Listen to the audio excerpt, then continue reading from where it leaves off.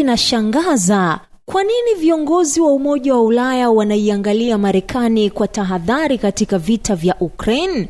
Mtazamaji na mfuatiliaji wa chaneli hii ya Zaki Digital, endelea kusubscribe, kulike, kucomment katika chaneli hii ili kupata kila aina ya tukio la kimataifa.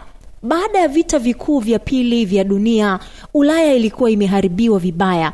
Uchumi ulikuwa umeanguka, miji imebomolewa na mamilioni ya watu walikuwa wamepoteza maisha. Marekani iliingia kama mkombozi na msaidizi mkubwa kupitia mpango wa Marshall Plan. Tangu wakati huo Marekani ikawa nguzo kuu ya Umoja wa Ulaya. Lakini urafiki huu ulikuwa wa hali moja muhimu. Ulaya ilimtegemea Marekani zaidi kuliko Marekani ilivyomtegemea Ulaya. Hali hii iliendelea wakati wa vita baridi. NATO iliundwa na Marekani ikawa mdhamini mkuu wa ulinzi wa Ulaya dhidi ya Umoja wa Kisovieti. Ulaya ikazoea hali ya mtu mkubwa analinda nyumba. Hata baada ya vita baridi kuisha, utegemezi huo haukupungua sana. Mwaka 2022 Urusi ilipoivamia Ukraini, Ulaya ilishtuka. Vita vikubwa barani Ulaya vilikuwa vimerudi.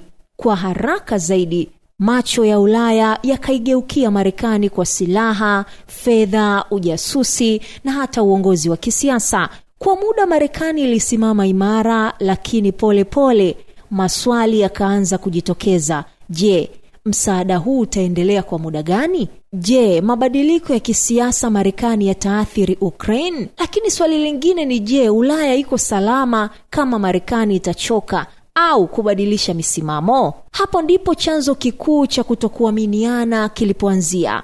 Marekani hubadilisha sera zake za nje kulingana na rais na chama kilichopo madarakani. Leo kuna rais anayesema Ukraine ni muhimu. Kesho anaweza kuingia mwingine anayesema hii si vita yetu. Viongozi wa Ulaya wameona hili likitokea. Marekani ilijiondoa Afghanistani ghafla mwaka 2021 bila kushauriana kikamilifu na washirika wa Ulaya. Kauli kama America First zilionyesha wazi kuwa maslahi ya Marekani huja kwanza, hata kama washirika wataathirika. Kwa EU hili ni tishio, kwa sababu vita vya Ukraine si swala la mbali, ni swala la usalama wa moja kwa moja wa Ulaya. Ulaya inaelewa kitu kimoja tu muhimu: Marekani sio taifa la Ulaya. Inaangalia China kama tishio kubwa la kimkakati. Ina masuala ya Mashariki ya Kati, Korea Kaskazini, Iran na pia siasa zake za ndani ambazo mara nyingi huwa na mgawanyiko mkubwa. Hivyo viongozi wa EU wanafahamu kwamba siku yoyote Marekani anaweza kusema tumefanya vya kutosha Ukraine, sasa tunahamia kwingine. Kwa Ulaya kauli hii ingekuwa janga.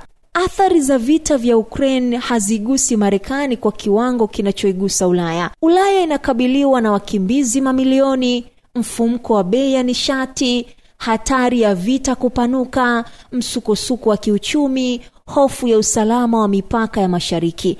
Kwa Marekani vita viko maelfu ya kilomita mbali kabisa. Hivyo viongozi wa Ulaya wanaona kuwa maamuzi kuhusu Ukraine hayawezi kuachwa mikononi mwa nchi ambayo haipati maumivu makubwa ya moja kwa moja. Kuna hofu ya kimya lakini nzito sana barani Ulaya. Je, itakuwaje kama Marekani itaamua kusukuma mazungumzo ya haraka ya amani na Urusi? Makubaliano ambayo yanaweza kumlazimisha Ukraine kutoa ardhi, kumpa Urusi nafasi ya kujipanga upya, kuacha Ulaya ikiwa dhaifu mbele ya Urusi iliyojifunza kutokana na vita. Kwa nchi kama Poland, Estonia, Latvia, Lithuania, hili ni tishio la moja kwa moja kwa uwepo wao. Sio nchi zote za Ulaya zinahisi kwa kiwango sawa, hapana. Nchi za mashariki ya Ulaya, yani Poland, Baltic States, zinahofia sana Urusi na haziamini kabisa ahadi za muda mrefu za Marekani. Ufaransa inasukuma wazo la Ulaya kujitegemea kijeshi bila kumtegemea sana Marekani. Ujerumani iko katikati, inaheshimu Marekani lakini inajua utegemezi uliopitiliza ni hatari pia. Kutokana na wasiwasi huu wote, EU inaanza kuzungumzia kwa nguvu kabisa jeshi la pamoja la Ulaya, viwanda vya silaha vya Ulaya, kupunguza utegemezi wa NATO inayotawaliwa na Marekani. Sio kwamba wanataka kumwacha Marekani, wanataka kuwa na mpango wa pili ikiwa Marekani atabadilisha mwelekeo. Kwa hiyo ni muhimu kuelewa jambo moja: viongozi wa Umoja wa Ulaya hawamchukii wala hawamkatai Marekani, lakini hawamwamini tena bila masharti. Vita vya Ukraine vimefungua macho Ulaya. Ulinzi wa Ulaya lazima uwe mikononi mwa Ulaya. Marekani ni mshirika muhimu, lakini si dhamana ya milele. Usalama hauwezi kutegemea siasa za uchaguzi wa taifa jingine.